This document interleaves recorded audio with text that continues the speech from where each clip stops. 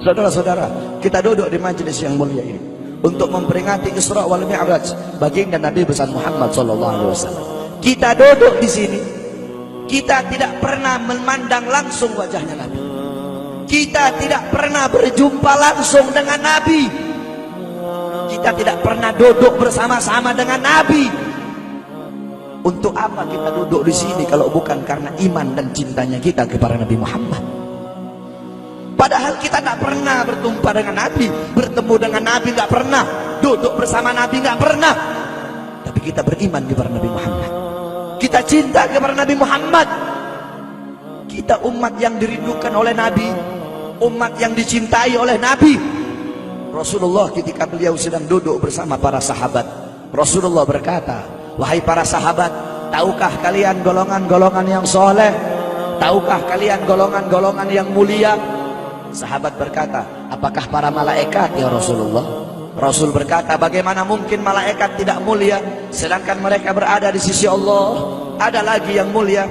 Apakah para nabi dan rasul? Bagaimana mungkin nabi dan rasul tidak mulia sedangkan Allah menurunkan wahyu untuk mereka? Ada lagi yang mulia.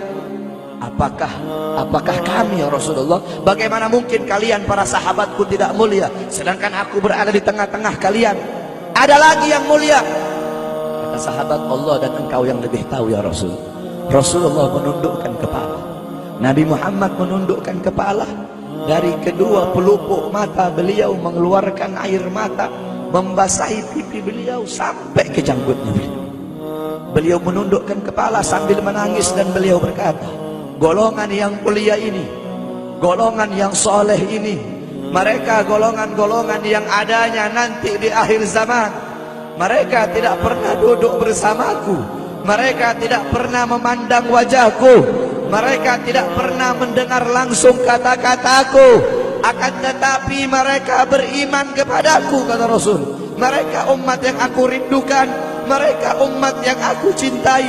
Tuba liman yarani wa amana bi, wa tuba summa tuba liman lam yarani wa amana bi." Sungguh beruntung orang-orang yang beriman kepadaku, kemudian orang-orang yang melihatku kemudian beriman kepadaku. Dan sungguh beruntung, dan sungguh beruntung, dan sungguh beruntung.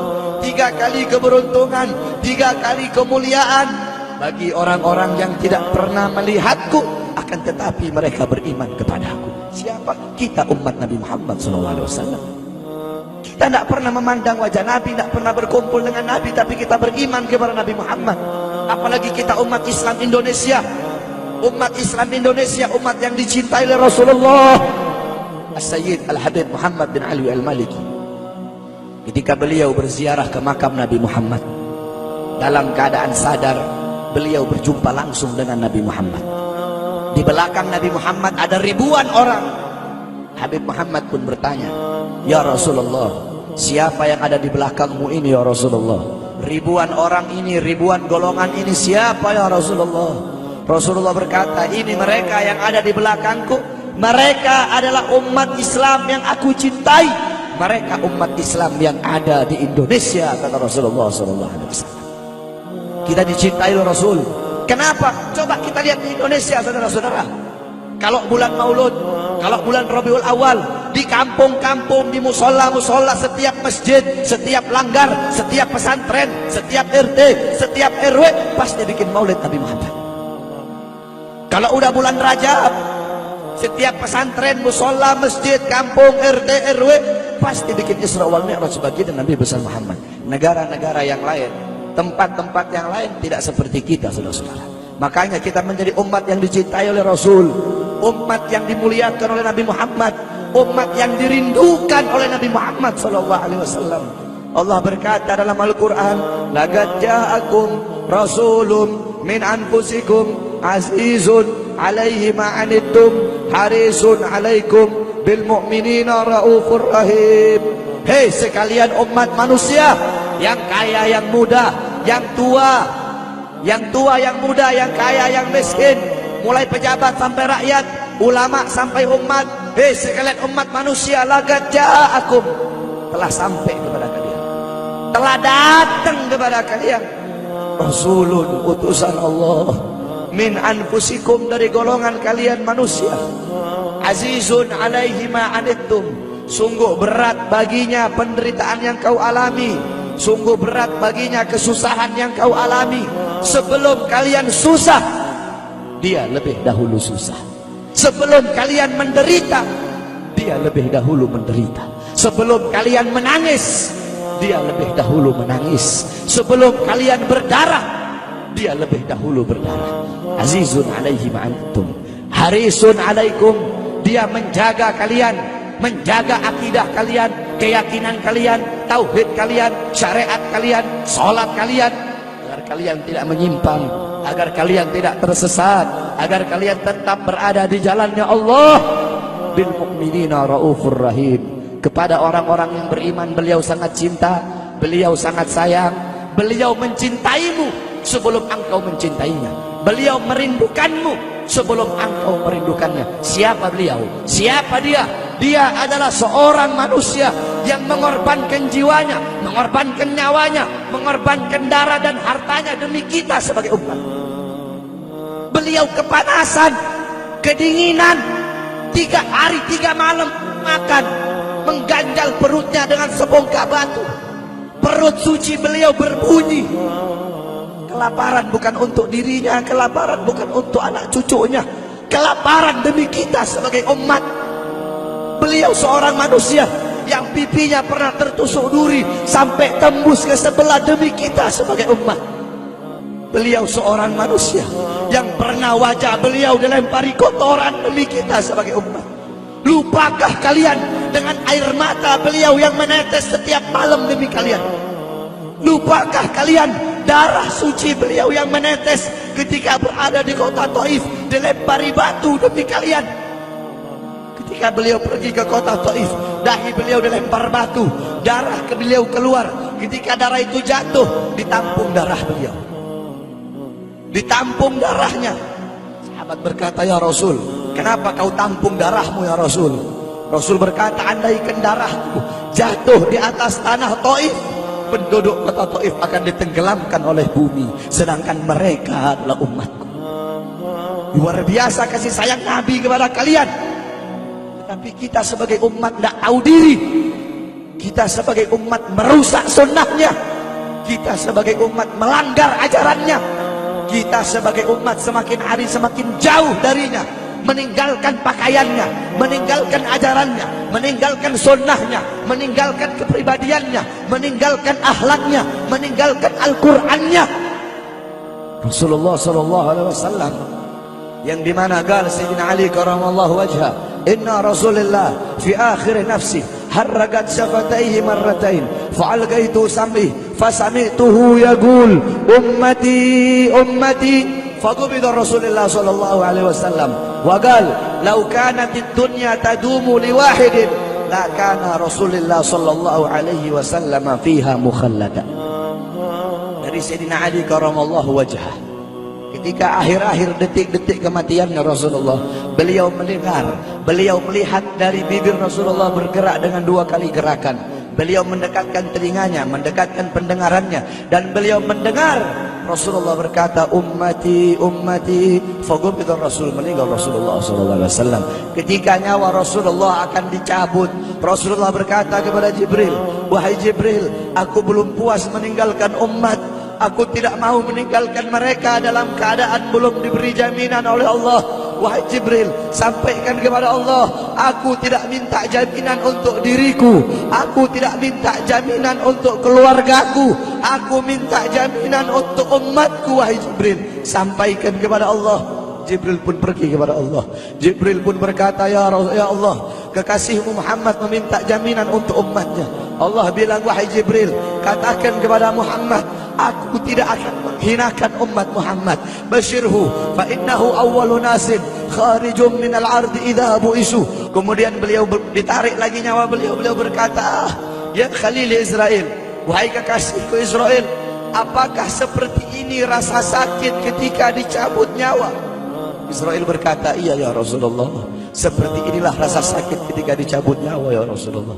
Ya Allah, biar aku menanggung sakratul maut seluruh umat, Ya Allah, mereka tidak akan kuat, mereka tidak akan sanggup. Aku nabi mereka, aku pemimpin mereka. Biar aku menanggung beban penderitaan sakratul maut mereka ya Allah.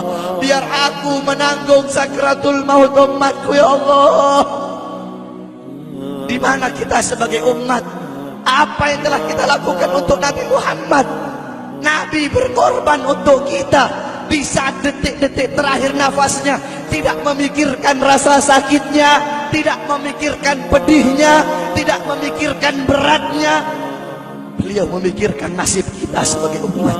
Kelak di yaumil qiyamah, ketika para nabi dan para rasul berkata, nafsi nafsi, nafsi nafsi, diriku sendiri, jiwaku sendiri, aku urus urusanku sendiri, aku tidak bisa tolong kalian.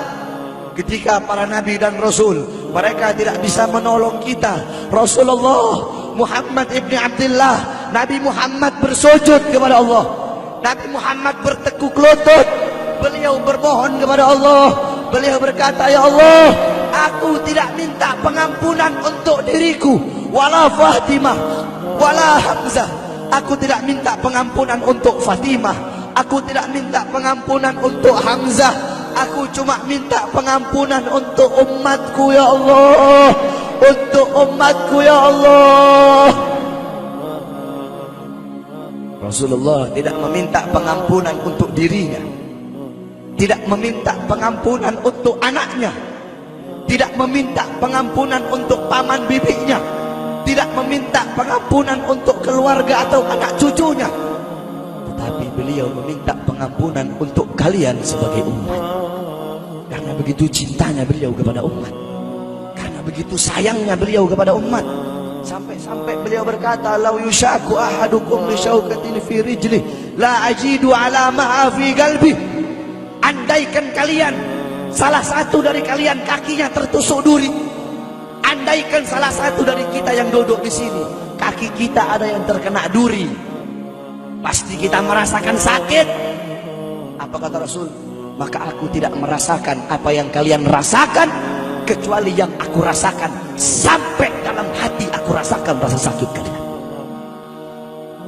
Ya, bagaimana cintanya Rasul kepada kita? Apa yang sudah kita lakukan untuk Nabi? Sudahkah kita mengorbankan kedua mata kita untuk memandang hal-hal yang disukai oleh Nabi?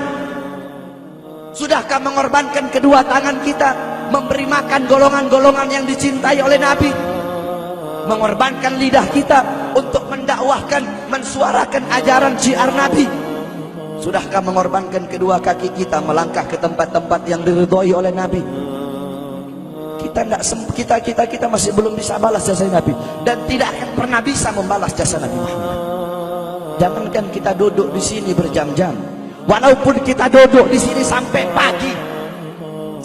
pagi kita duduk, seumur hidup kita duduk di sini, masih belum bisa membalas jasa Nabi Muhammad. Sekalipun kita merangkak, engkau merangkak dari rumahmu menuju makam Nabi, merangkak bukan dengan kaki, merangkak bukan dengan bukan dengan tangan. Walaupun kalian merangkak dengan kedua mata dari rumah kalian menuju makam Nabi, itu masih belum bisa membalas jasa-jasa Nabi Muhammad sallallahu alaihi wasallam. Kita tidak bisa membalas jasa-jasa Nabi Muhammad. Kecintaan kita tidak ada apa-apanya. Apakah kecintaan kita lebih besar daripada kecintaan seorang anak kecil yang ada di zamannya Syekh Abdurrahman Ad-Dibai?